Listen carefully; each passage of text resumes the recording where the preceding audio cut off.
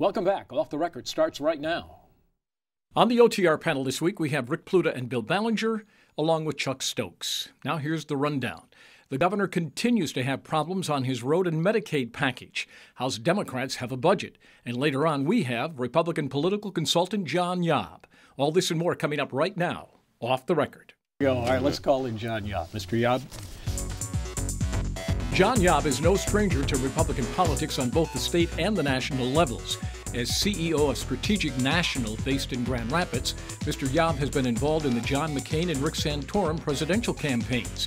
He's also worked for Rick Snyder, Bill Schuette, Terry Lynn Land, and a host of other state Republicans. His dad is Chuck Yob.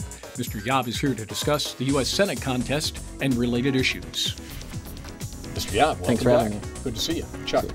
Mr. Yob, if you look at the Republican Party in Michigan right now, would you say that the power brokers are in charge or the grassroots are in charge?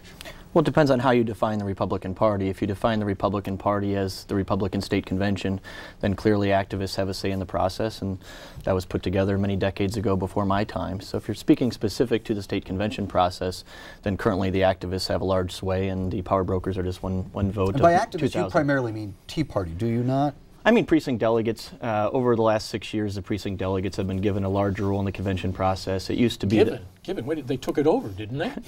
Well, what I was referring to is it used to be precinct delegates elected convention delegates. Now they essentially are convention delegates because of the way the rules changes have happened. Well, is the party in disarray? I think the party is going through a process of evolution, much like it did in 1988 when the Pat Robertson people came in, or much like it did when the Engler people came in against the Milliken folks. Well, it would be fair to say that right now the Republican Party is more or less three factions. There's this sort of new incoming libertarian faction. There is the social conservatives and the old school Chamber of Commerce Republicans. How do you bring all of those together? I would add one more to that. I would say there's four, and I would say that there's the Tea Party folks who aren't necessarily the libertarian folks. The libertarian folks and the Tea Party folks are actually two different sets of people. They're often grouped together. Separate from the social conservatives as well? Somewhat. They've all three sort of teamed up in recent years together, which will be interesting to see how that plays out over time when different social issues come up, like it's happening today. But regardless, yeah, they are separate groups and separate people, and when you're working conventions or anything else, you talk to the libertarians separate than you talk to the Tea Party people. Can Republicans avoid a hotly contested primary for the U.S. Senate nomination? Very doubtful. It will be contested. I think it will be contested. An open seat U.S. Senate race in a gubernatorial year comes around every 20 or 30 years, and maybe 20 or 30 years before we have another one, both again in a gubernatorial year when Republicans have a much better chance of winning, as well as it being an open seat. So I think it's rare, and if you're a candidate who wants to be a U.S. Senator. Who are the top contenders for that nomination and why?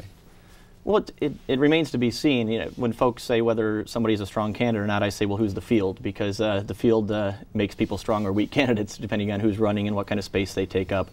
Strong candidates would be Mike Rogers would be a very, very strong candidate. I think Dave Camp would be a strong candidate. He's got a significant amount of money in his campaign account right now. But he's not interested in running. I think he's got a lot to do in terms of writing tax policy right now, but we'll wait to see how that develops. So he's off the list. Rogers and who else?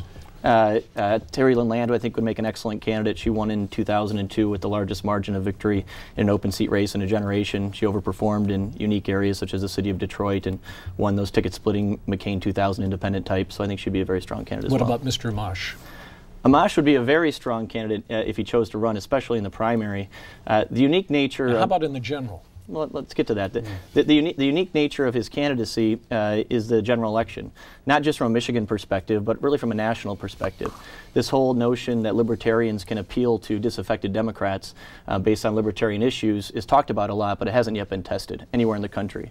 So like when a candidate like Rand Paul wins in Kentucky, well, yeah, that's not really a blue state, or Ted Cruz in Texas, that's not really a blue state. So if Mr. Amash chose to run, and I think he'd be a strong candidate, the big question nationally would be, does he have the potential to win those disaffected Democrats based on libertarian issues? And I think that would have big ramifications, not just here, but also for Rand Paul's presidential campaign. So if Mr. Amash runs and he wins, then the notion will be by you guys and major donors that watch, Rand Paul's a strong candidate because he can appeal to Democrat voters in blue states. And it becomes if he loses, it's the opposite. And it becomes a test case. Absolutely. What's the timeline on all this? Because it's hard to imagine that the three people you just mentioned, Amash, Land, and Rogers, would all run against each other in a primary. I just cannot see that happening. I would separate Amash from that. I think Amash will do what he wants to do, regardless of who else, regardless of what happens. That's what he is. Yeah, but I would say that it's likely that there's one or maybe two candidates who fill the kind of space that you're describing, and so point well taken. So in this Senate race, you've done some polling data. Who's looking good?